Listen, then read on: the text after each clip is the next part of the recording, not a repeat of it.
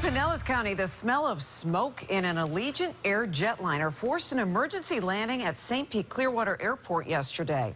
Flight 1624 was headed to Dayton, Ohio from Punta Gorda when the smell of smoke suddenly changed their flight plan. It's the latest scare for an airline that has a troubled history of in-flight breakdowns, that over the last several years. And Mark Douglas spent today investigating that mishap and is here now to show us what he discovered. We keep hearing these stories. We sure do. And first of all, let's be clear that that plane did land safely at St. Pete Clearwater Airport, so that's really the good news here.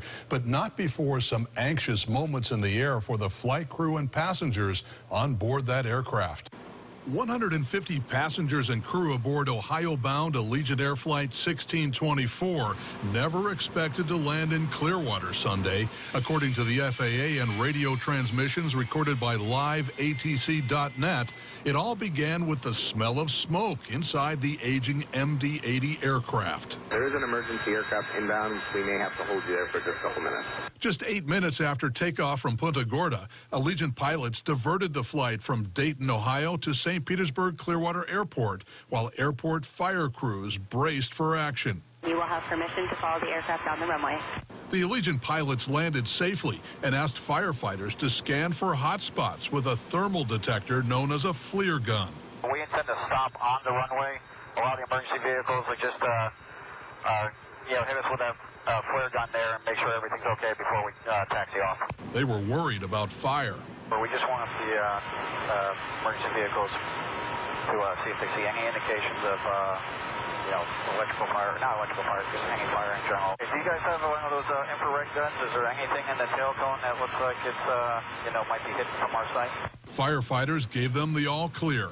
Okay, guys, I think we're okay then. We're just going to go ahead and taxi over to Gate 1 Alpha if you guys want to follow us in. This marks the third time in 3 years an Allegiant plane has made an emergency landing at St. Pete Clearwater Airport. Last year's drama was due to a sudden drop in hydraulic fluid. In 2015, Allegiant pilots ordered an evacuation and activated emergency slides for passengers because of smoke in the cockpit.